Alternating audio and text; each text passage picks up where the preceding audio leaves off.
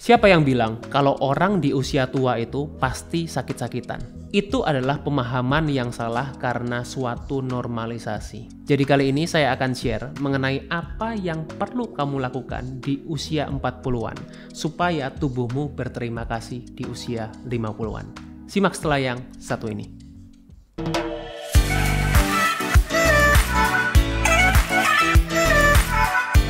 Oke, jadi sebelum masuk ke materinya, saya akan intro dulu, saya perkenalkan dulu yang ada di meja ini, Healthy Cook. Jadi Healthy Cook ini adalah provider makanan sehat yang berdomisili di Surabaya. Jadi ada cateringnya, juga ada cemilan-cemilan sehatnya juga. Spesialisasinya Healthy Cook ini adalah personalized healthy catering. Maksudnya gimana? Bukan healthy catering yang biasa, tapi juga bisa menyesuaikan dengan kebutuhan tiap orang perorangan. Sesuai goalnya, sesuai kondisi kesehatannya yang disesuaikan dengan kebutuhan masing-masing individu. Oke, sekarang kita akan masuk ke materinya. Halo Sobat Sehat, jumpa lagi bersama dengan saya Dr. Hans di channel kesayangan kita SB30 Health episode Panas. Panduan nutrisi tanpa sensor. Dan kali ini saya akan share mengenai apa yang perlu kita lakukan di usia-usia 40-an. Ya, buat ini tentunya buat Sobat Sehat yang merasa di usia 40 atau mungkin bahkan sebelumnya, ini perlu dipersiapkan juga supaya tubuh kita ini bisa berterima kasih pada kita di usia 50-an ya. Nah, tentu dalam arti ini memang saya berikan range usia karena ini masalah-masalah yang lebih sering terjadi, terutama berkaitan dengan biasanya kalau saya melihat pasien-pasien saya di usia 40-an, 50-an, nah ini problem-problem yang paling banyak terjadi seperti itu. Terutama ya ketika orang udah di usia 50, kemudian mereka bilang, wah tahu gitu saya dari dulu seperti ini. Nah biasanya kan tahu gitu, ya tahu gitu itu apa? Sudah terlambat gitu. Nah tapi meskipun saya selalu bilang tidak ada kata yang terlambat kok sebetulnya. Jadi kalau Anda merasa terlambat, tidak ada kata terlambat. Asal apa? Asal kita punya kesadaran dan kemauan.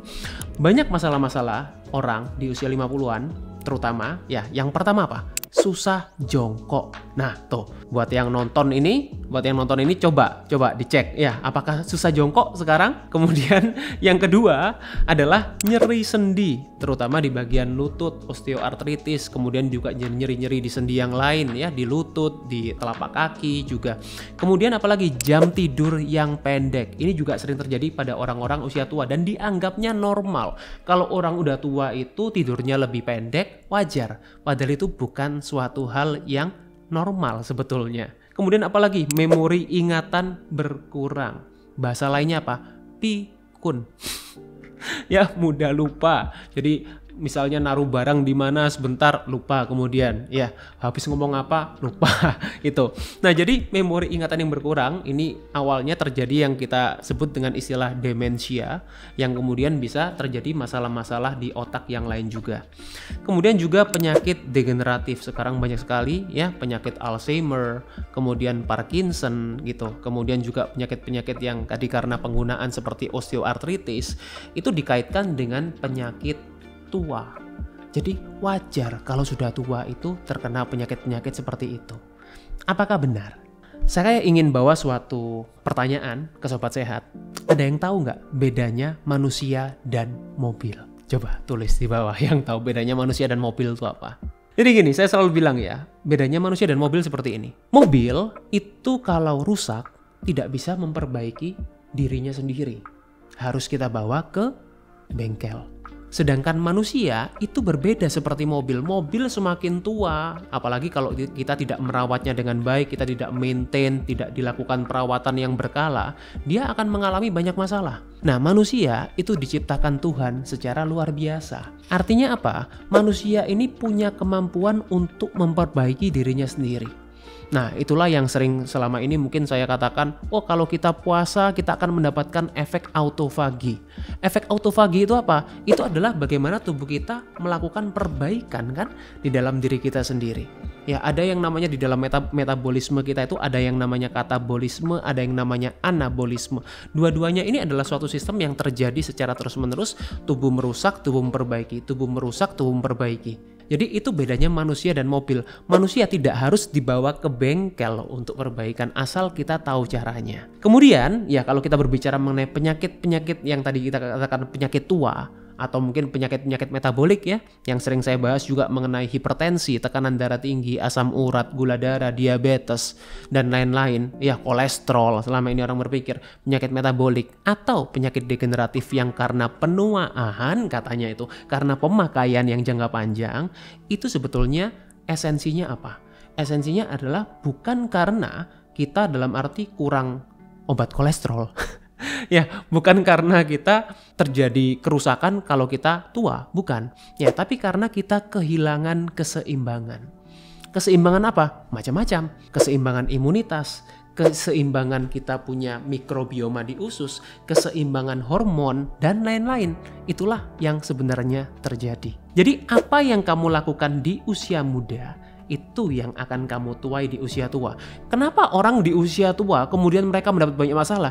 Ya karena punya waktu yang panjang untuk menyebabkan itu proses akumulasi. Yang apa yang mereka lakukan. Tapi kalau mereka melakukan hal yang baik di usia muda, which is itu sekarang juga jarang sih memang dilakukan. Karena apa? Karena orang itu cenderungnya apa? Kalau belum ada masalahnya, belum sadar. Bukan begitu? Jadi di sini buat sobat sehat yang mendengarkan video ini di usia 40-an atau mungkin bahkan sebelumnya, bersyukur. Karena apa? Karena kita sekarang jadi lebih tahu. Jadi supaya di usia tua kita tidak mengatakan bahwa ya ini namanya juga udah tua, wajar kalau sakit. Nggak gitu ya. Bagaimana dengan yang namanya genetik, dok? Saya sakit diabetes, saya punya masalah jantung ini karena keturunan. Karena orang tua saya atau mungkin kakek saya, nenek saya punya masalah jantung juga. Jadi wajar dong kalau saya punya masalah jantung, saya punya masalah kolesterolnya tinggi dan lain-lain. Saya ingin bawa suatu studi, ya di sini saya gambar ini adalah dari suatu studi yang berbicara mengenai ada yang namanya genetik yang selama ini kita bawa dengan istilah keturunan-keturunan itu. Ada satu lagi di atas genetik. Jadi genetik di sini ya. Di atas genetik itu ada yang namanya epigenetik. Ya, bagaimana gen kita itu bermutasi. Ya, bagaimana gen kita itu akhirnya jadinya seperti apa. Itu epigenetik. Epigenetik itu ditentukan dari apa? Ditentukan dari environment. Environment itu apa? Lingkungan. Lingkungan itu baik dari yang luar maupun dari yang dalam. Dari luar misalnya kita bilang cuaca. Kemudian bagaimana kita mendapatkan radiasi dari luar. Udara dari luar. Dan juga lingkungan yang kita create sendiri dari dalam. Apa itu? Pola makan kita. Ya kan? Kemudian juga kebiasaan kita, ya aktivitas kita dan lain-lain itu. Nah, jadi kalau kita selama ini berbicara keturunan. Satu hal yang saya selalu bilang, bedakan antara keturunan dan kebiasaan. Karena biasanya yang diturunkan itu bukan hanya genetiknya. Kalau genetik yang diturunkan itu sudah pasti. Itu saya selalu katakan analoginya seperti kita punya lampu. Kalau sobat sehat ya punya lampu di rumah, lampu itu kan akan selalu ada. Tapi bagaimana kita mematikan atau menyalakan itu tergantung dari kita menekannya kemana. Switchnya itu loh, kita tekan kemana. Nah itulah yang kita katakan adalah epigenetik tadi. Jadi lampunya ada tapi belum tentu nyala. Bisa kita nyalakan, bisa kita matikan. Yang menentukan apa? Ya ini, tangan kita ini. Environment-nya tadi itu, lingkungannya yang menentukan. Jadi yang sering diturunkan itu adalah apa? Kebiasaannya. Itu yang paling besar. Kebiasaannya, habitnya, itu yang paling sering diturunkan. Contoh di sini, buah sebagai pencuci mulut. Ya, udah makan karbohidratnya banyak, kemudian masih makan buah. Katanya kan sehat ini sebagai pencuci mulut. Apalagi sekarang yang anak-anak zaman sekarang pencuci mulutnya beda nih. Tiramisu, cake gitu ya, ice cream, gelato. Tapi ini saya bicara untuk orang-orang yang mungkin menganggap bahwa buah itu sesuatu hal yang baik dikonsumsi sebagai pencuci mulut. Kemudian yang kedua, sayur sebagai pelengkap. Ya udah yang penting ada sayurnya lah, dok. Saya makan ada sayurnya kok. Ada sayurnya. Tapi sayurnya ya hanya sebagai garnish gitu. Hanya sebagai pelengkap, ada timunnya, ada seladanya gitu. Atau mungkin ada sayurnya tapi jumlahnya jauh lebih kecil dibandingkan karbohidratnya atau mungkin dibandingkan makanan-makanan yang lain yang kurang baik. Kemudian karbohidrat dianggap sebagai sumber energi yang utama. Saya udah pernah bahas ini juga di salah satu carousel saya di Instagram saya. Judulnya adalah lemas karena kurang gula. Di sana mungkin sobat sehat yang ingin bahas detailnya, saya udah bahas di sana, bisa dibaca di sana ya. Jadi karbohidrat itu bukan satu-satunya sumber energi, itu poinnya ya. Jadi bukan sumber energi utama kita. Karena sumber energi utama kita itu bisa dari banyak hal, bukan cuma karbohidrat. Kemudian lebih sering makan itu lebih baik. Oh, siapa nih di sini yang sampai sekarang masih berpegangan bahwa lah kita makan lebih sering porsi kecil itu lebih baik dok daripada kita makan langsung porsi besar. Nah, itu pun juga suatu pemahaman yang tidak sepenuhnya benar, bahkan lebih banyak kurang baiknya ya diterapkan ke kehidupan atau dalam arti ke daily life kita sekarang itu. Karena ya banyak hal-hal lain yang mempengaruhi kita, yang membuat kita itu akhirnya mengalami ketidakseimbangan hormonal terutama. Makanya saya sangat jarang menyarankan, dalam arti makan frekuensi sering itu sangat-sangat jarang. Saya akan lebih sering menyarankan ketika orang-orang punya masalah metabolik ya, adalah dengan mengurangi frekuensi makannya. Kemudian apalagi? Sarapan adalah suatu keharusan. Well, saya bukan orang yang menentang sarapan. No, saya tidak menentang sarapan. Tapi saya juga tidak mengatakan bahwa sarapan ini adalah suatu keharusan.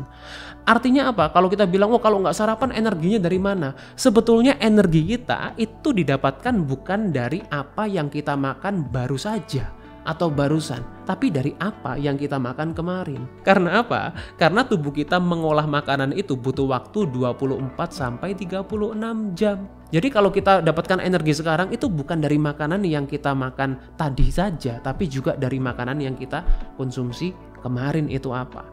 Jadi sarapan itu bukan suatu keharusan. Yang penting adalah apa? Sarapannya apa? Karena kalau kita berbicara sarapan adalah suatu keharusan, banyak orang yang akhirnya asal-asalan sarapan. Yang penting sarapan kan, makan roti tawar sama margarin gitu ya, kemudian dikasih meses, dikasih kental manis. Nah ini kalau kita berpikir makan sereal sama susu gitu. Nah ini bukan suatu keharusan. Yang penting apa? Yang penting kita tahu apa yang perlu kita makan di saat itu dan dalam waktu 1 hari. Itu yang penting. Jadi faktor penentu kesehatan itu apa sih dok? Saya selalu bilang pilarnya pola hidup itu ada 4. Yang pertama adalah pola makan, yang kedua pola aktivitas, yang ketiga adalah pola tidur, yang keempat adalah manajemen stres. Di sini saya akan breakdown satu persatu ya, secara singkat aja saya breakdown supaya sobat sehat lebih paham. Pola makan sehat. Orang kalau ngomong pola makan sehat, saya udah makan sehat dok. Saya dapat pasien ya yang selama ini konsultasi sama saya, itu mereka selalu bilang, saya ini sudah makan sehat loh dok, tapi kok masih mengalami gini ya? Ayo, siapa yang merasa seperti itu? 90% dari pasien saya itu bilangnya seperti itu. Saya udah makan sehat dok. Saya udah dengerin videonya Dr. Hans. Saya udah ngikutin apa yang Dr. Hans saranin. Tapi kok saya masih belum mengalami progres ya di masalah kesehatan saya. Kolesterol saya, asam urat saya masih menstruasinya juga nggak teratur dan lain-lain. Well, masalahnya sekarang apa? Pemahaman makan sehat ini kan luas spektrumnya. Jadi kalau kita berbicara pola makan sehat, apa yang kamu anggap makan sehat itu? Apakah clean eating? Ya, clean eating yang sekarang juga sedang naik pembahasannya clean eating, makan yang rebus-rebusan, kukus-kukusan, makan makanan yang tanpa garam, makan yang hambar-hambar. Apakah seperti itu? Atau mungkin menghindari lemak-lemak?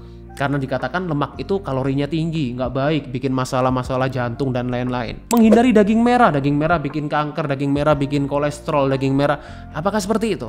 Atau mungkin banyak makan buah, karena katanya buah kan sehat.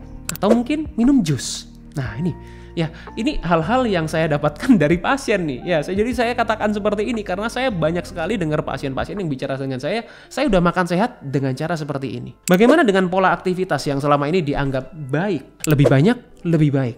Jadi kalau saya olahraga seminggu itu 6 kali, dibanding saya olahraga seminggu 3 kali, lebih bagus yang 6 kali dong. Kenapa? Lebih sering. Kemudian saya lebih keras olahraga. Kalau saya bisa, mungkin yang suka nge-gym sama seperti saya ya, suka nge-gym. Wah, kalau saya ngangkat 50 kilo itu lebih baik daripada saya ngangkat 10 kilo. Padahal akhirnya terjadi cedera, formnya salah dan lain-lain. Itu juga. Kemudian olahraga bisa membakar apapun yang dimakan. Nah, tuh yang paling sering kan seperti itu mindsetnya ya. Olahraga supaya bisa makan enak, makan banyak. Nah, kemudian mengenai pola tidur, ini juga yang juga cukup sering terjadi ya. Mereka berpikir kalau jam tidurnya sudah terpenuhi, itu sudah cukup. Jadi kalau saya udah tidur 8 jam, bahkan 9 jam, itu pasti saya udah sehat. Pasti tidur saya udah oke. Padahal sebetulnya yang lebih penting, ya bukan saya bilang jam tidur nggak penting ya. Jam tidur penting, tapi yang lebih penting lagi adalah kualitas tidurnya. Kalau kita udah tidur 7 jam, 8 jam, 9 jam, kemudian bangun badannya tidak fresh, artinya apa? Artinya kualitas tidur kita kurang baik. Energi level kita seharian itu kita merasa kok udah tidur tapi kok badannya masih kerasa capek-capek. Nah, itu artinya kualitas tidurnya kurang baik. Kemudian tidur sering terbangun. Ini biasanya di orang-orang usia-usia 50-an juga ya. Terutama kalau tidurnya itu kebangun sekitar jam 2, itu paling sering. Karena apa? Itu karena kita mengalami yang namanya masalah di kelenjar adrenal. Itu apa? Over stress kita tidak bisa terhandle, ya tidak bisa termanage dengan baik.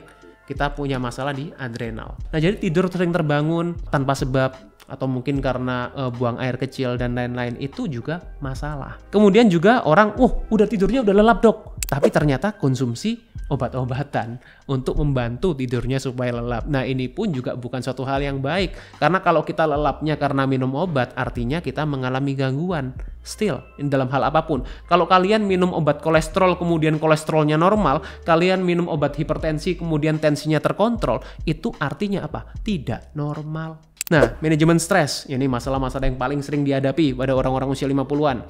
Penyakit yang dialami. Punya masalah kolesterol, punya masalah asam urat, punya masalah osteoartritis, stres. Makanya banyak pasien yang datang sama saya karena ini mereka terjadi bingung. Saya mesti gimana dok? Saya mesti makan apa? Dokter ini bilang ini, dokter ini bilang ini, ngomongannya beda-beda. Saya bingung ini harus gimana. Ya, jadi stres dengan apa? Stres dengan penyakit yang dialami. Yang kedua, stres karena kesepian. Mungkin dalam arti sudah anak-anaknya sudah pada menikah, tidak punya teman untuk sharing dan lain-lain. Temannya juga mungkin kurang baik dan lain-lain ya. Nah, jadi masalah kesepian ini juga sering terjadi. Dan juga masalah sosial media. Nah, apa? Membanding-bandingkan, wah hidupnya temanku kok seperti ini, hidup saya kok seperti ini, ya dibanding-bandingkan. Nah, sekarang karena sosial media juga makin banyak, tentunya comparison itu juga akan makin besar. Ya, karena apa? Rumput tetangga katanya selalu lebih hijau gitu. Nah, jadi sekarang apa sih yang perlu kita lakukan di usia 40 tahunan? Ya, supaya apa? Supaya di usia 50-an kita berterima kasih pada diri kita.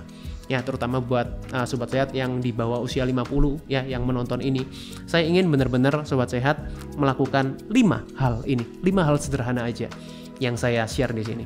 Yang pertama apa? Bijak memilih dan memilah makanan. Belajar bijak untuk memilih dan memilah. Saya selalu bilang gini, nggak ada kok makanan yang nggak boleh. Nggak ada makanan yang nggak boleh. Kalau ini boleh dok, makan ini. Boleh dok, boleh dok. Saya bilang selalu boleh. Ya boleh. Tapi bijaklah dalam memilih dan memilah makanan. Belajar untuk berkata tidak ketika kita ditawarin sesuatu yang nggak baik buat kita. Dan kita sudah tahu. Nah, makanya saya share di sini apa yang perlu sobat saya tahu. Nah, kalau udah tahu, kita bijaklah untuk memilah. Belajar untuk berkata tidak.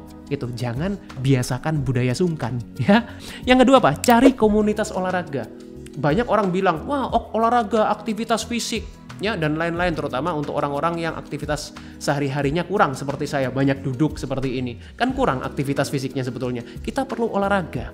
Nah, tapi gimana dok? Saya belum punya niat buat olahraga. Cari komunitas, itu penting sekali. Ya, karena bagaimana kita bisa create the environment, ingat tadi, kita create the environment, itu sangat-sangat penting untuk kita juga punya suatu kesehatan untuk diri kita sendiri. Yang ketiga apa? Berjemur di bawah sinar matahari. Ini saya, karena apa? Orang Indonesia saya temukan pasien banyak sekali yang kekurangan vitamin D. Dan vitamin D itu perannya juga sangat besar untuk kesehatan kita. Dan itu juga bisa membantu tidur juga, karena kita sinar matahari itu juga punya inframerah yang bisa meningkatkan kita punya melatonin secara alami di dalam tubuh kita. Yang keempat apa? Hindari penggunaan obat jangka panjang. Saya tidak anti obat, tapi saya mengatakan obat itu tidak akan menyelesaikan masalah untuk jangka panjang. Hanya apa? Menunda masalah supaya tidak lebih parah untuk periode waktu tertentu. Artinya apa? Buat kalian yang selama ini mungkin tergantung ya untuk mengontrol gula darah, mengontrol tensi, mengontrol asam urat, mengontrol penyakit-penyakit yang kalian alami, sebaiknya kalian ubah pola hidup. Karena masalah yang karena pola hidup tidak bisa diselesaikan dengan obat-obatan. Ya. Dan yang terakhir tentunya adalah fokus pada apa yang bisa dilakukan. Tidak segala sesuatu itu bisa kita kontrol. Ya, tadi kan saya bilang ada environment yang dari luar, ada yang dari dalam. Yang bisa kita kontrol, kita kontrol. Yang tidak bisa, ya kita serahkan sama yang di atas. Karena kalau kita fokus dengan apa yang tidak bisa kita lakukan, akhirnya apa? Stres juga kan. Ya, jadi semoga dengan video ini Sobat Sehat jadi lebih paham apa sih yang perlu kita lakukan di usia 40-an, terutama ya di usia sebelum itu juga, supaya di usia lanjut di usia 50 kita jadi lebih sehat dan punya kualitas hidup yang baik. Semoga bisa bermanfaat. Stay fit and stay healthy. Nah, jadi sekarang apa sih yang perlu kita lakukan di usia 40 tahunan? Ya, yang pertama apa? Bijak memilih dan memilah makanan. Belajar bijak untuk memilih dan memilah. Yang kedua apa? Cari komunitas olahraga. Yang ketiga apa? Berjemur di bawah sinar matahari. Ini saya. Karena apa? Orang Indonesia saya temukan pasien banyak sekali yang kekurangan vitamin D. Dan vitamin D itu perannya juga sangat besar untuk kesehatan kita. Yang keempat apa? Hindari penggunaan obat jangka panjang. Dan yang terakhir tentunya adalah fokus pada apa yang bisa dilakukan. Tidak segala sesuatu itu bisa kita kontrol.